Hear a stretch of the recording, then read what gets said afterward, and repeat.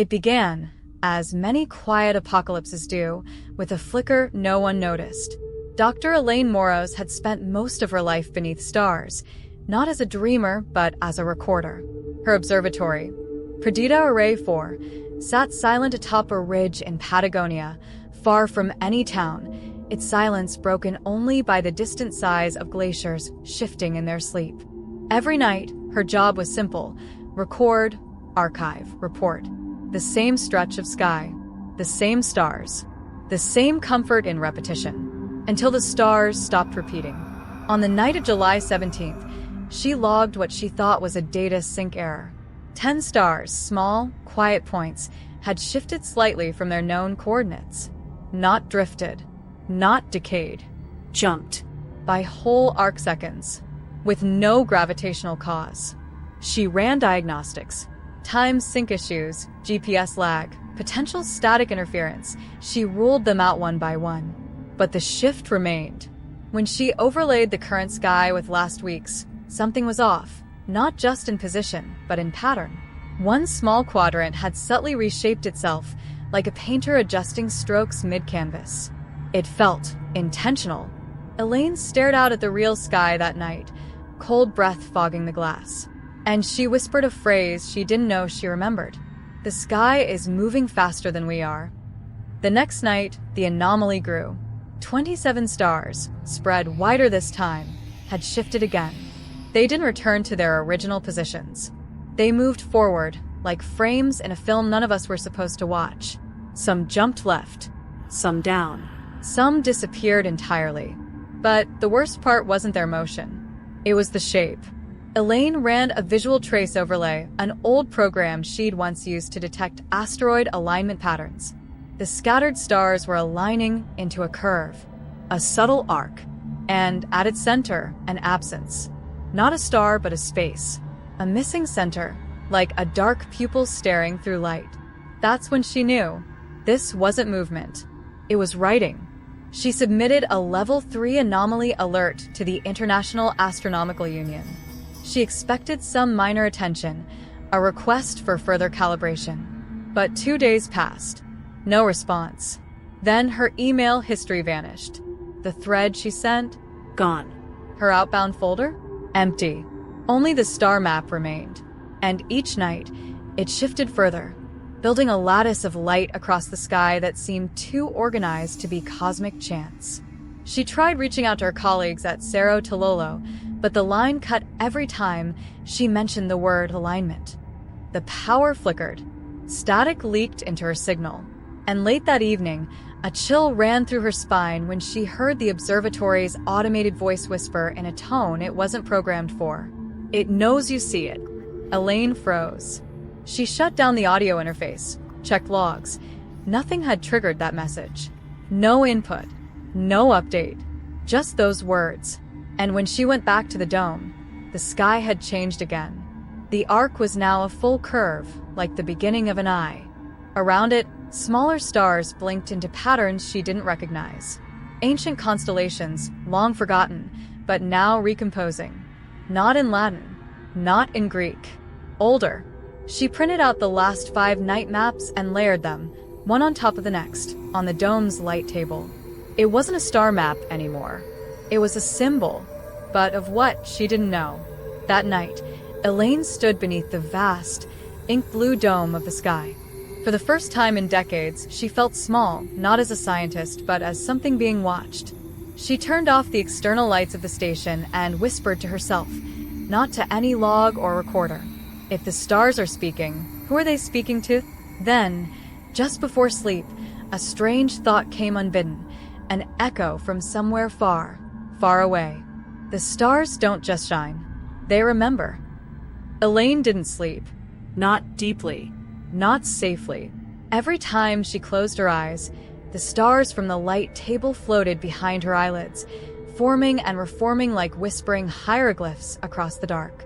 She dreamed not of constellations, but of messages too large for the human eye, curves of meaning bent across time, warnings that came as silence. By morning, the observatory's mainframe had flagged a complete desynchronization with Earth's star catalog. over 200 points of divergence. The stars were no longer just moving, they were rewriting the sky. She submitted another report, this time encrypted. And just to be sure, she mailed a printed version to an old colleague in Argentina. She used real paper, real ink, something the machines couldn't erase. But it wasn't just the sky. Radio frequencies began to change. The observatory's emergency backup scanner, meant only to pick up shortwave distress calls, began intercepting faint audio pulses during the exact moment of each starfield shift. They were short, broken, like cosmic Morse code, but not entirely random. The pulses aligned with the star movement. Elaine stared at the raw data. She slowed it, mapped it, fed it through an old cipher program designed for SETI signal decryption. She didn't expect results. She got a word. Listen.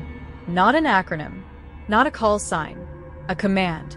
The next night, she watched with her eyes. No telescopes, no software, and that was when the sky blinked. For 1 second, the entire visible sky dimmed. Not black, not empty, just less. As if the stars had turned their attention inward. A pause. A breath. Then they returned. In perfect formation. Elaine snapped photo after photo. She ran outside barefoot, breath steaming in the cold, as the sky realigned itself before her. The patterns were now symmetrical, balanced, like a mind attempting to speak in light. But there was something worse than meaning. There was memory. She compared the latest star map to historical celestial charts dating back to Babylonian records, Mayan calendars, and pre-colonial Polynesian sky logs. What she found chilled her. The stars were new. They were returning to a position Earth hadn't seen in 10,000 years. A cosmic alignment that predated recorded human history, one associated in multiple cultures with disappearance, flood, and fire. Every 10 millennia, the same celestial layout. A silent marker, a countdown. She felt it now, not just in her mind, but in her bones. That something or someone was watching from behind the curtain of the stars, not waiting to arrive, waiting to be seen. Suddenly, all the systems in the observatory crashed. The screens went black. The lights flickered once and stayed off. Even the backup generators hummed and choked into silence. For a moment, all was still. Then the speakers turned on, without power, and through them came the unmistakable sound of wind. Not static, not white noise. Wind. Followed by a child's voice, not crying, not speaking, but humming a lullaby in a language Elaine didn't know and somehow remembered. She didn't run. She didn't scream. She simply whispered into the darkness. "What are you trying to tell us?" No reply came. Only the stars above, shifting once more. When the systems returned an hour later, the star field had changed again. This time, it wasn't a curve or a glyph. It was a spiral. Perfect. Logarithmic. Timeless. And spiraling toward Earth. Elaine stood alone in the dome of the observatory, eyes wide, mouth dry.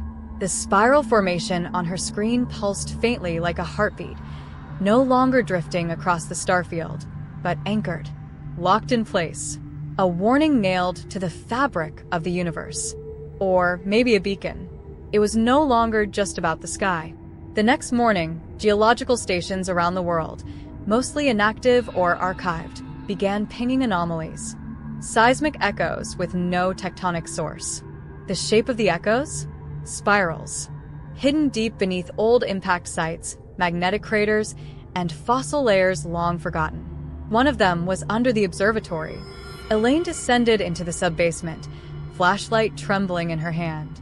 The foundation beneath the lab was concrete, until it wasn't. At the far wall, behind a decades-old panel, she found ancient stone. Not a geological formation. Carved. It spiraled inward. It matched the sky. The carvings weren't man-made. Not in the traditional sense. They had no tool marks. No chisel grooves. It was as if the stone itself had remembered being shaped. She touched the spiral. The air shifted. And then she heard breathing. Not behind her. Inside her. A slow inhale, drawn through lungs that were not her own. A presence. Patient. Calculating. as if some vast entity was watching her through the spiral, blinking through time. Elaine fell back, shaking, and the flashlight dropped. Its beam spun in slow circles across the walls. In that moment of blur and shadow, she saw them. Symbols hidden in the cracks. Not letters, not words. More like coordinates, but not for space. For time. She staggered upstairs and turned every radio frequency she could reach to max gain. Static. Crackle. Then one signal broke through, a voice in a language no human tongue could form, yet her mind translated it anyway. We are what comes before remembering. She shut the radio off. She realized the spiral wasn't just a symbol, it was a loop. A loop of time. A loop of reality. And Earth was approaching the center. The next night, the stars shifted once again, but this time, they duplicated. One by one, stars began mirroring themselves as if the sky were copying its own reflection. A universe folding inward. Elaine wasn't the only one watching now. Military satellites went dark over Antarctica. NASA's deep space radar recorded phantom objects, reflections that existed only when unobserved. The European Southern Observatory released a classified statement about non-local resonance in the microwave background. The world was quietly afraid. But Elaine was beyond fear now. She had connected something others wouldn't dare whisper. The spiral wasn't an invasion. It was a return signal, an answer to a message humanity hadn't meant to send. 14 years ago, SETI had launched a powerful narrow-beam broadcast toward Messier 74, a spiral galaxy 30 million light-years away. It was meant to be symbolic, but something had answered. Elaine traced the feedback. The spiral formation in the stars was not natural. It was a compression artifact, the kind seen in image transmission when a picture is squeezed too tightly through a narrow band. This spiral wasn't just a sign. It was a compressed reply, and it was still unpacking. The message, Elaine realized, wasn't in the spiral itself. It was in how the stars were moving. A code of changes. A cosmic flipbook playing frame by frame every night.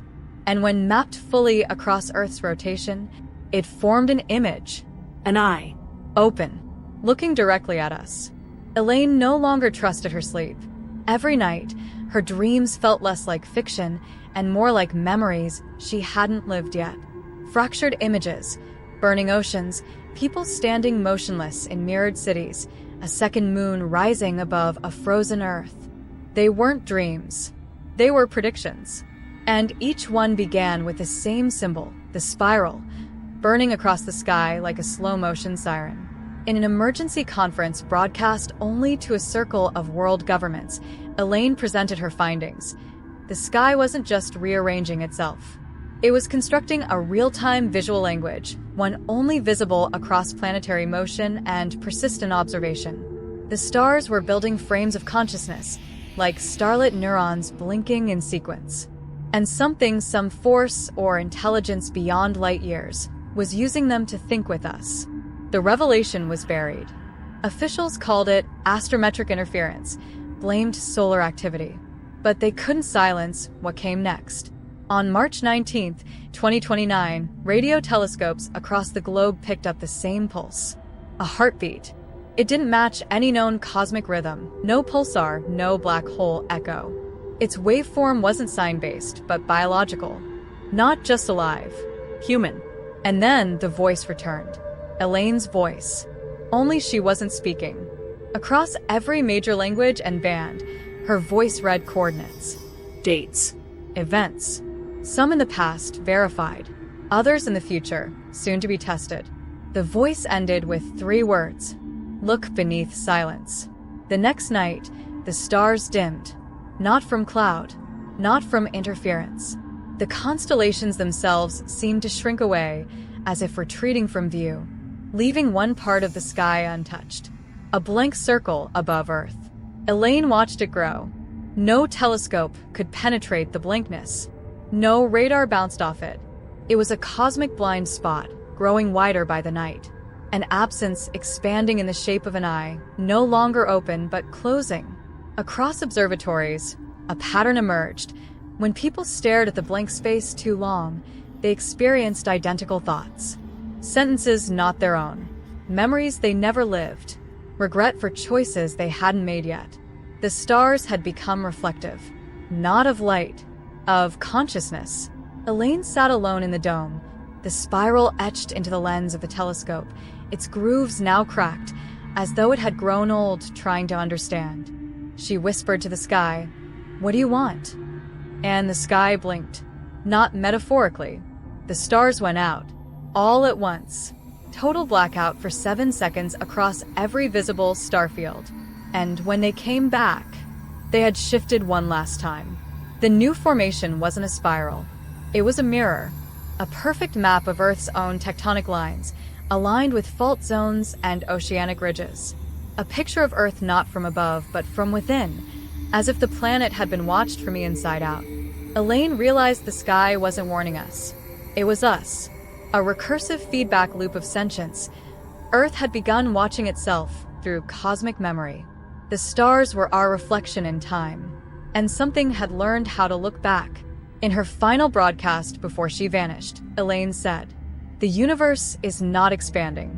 It's remembering, and we are its last thought."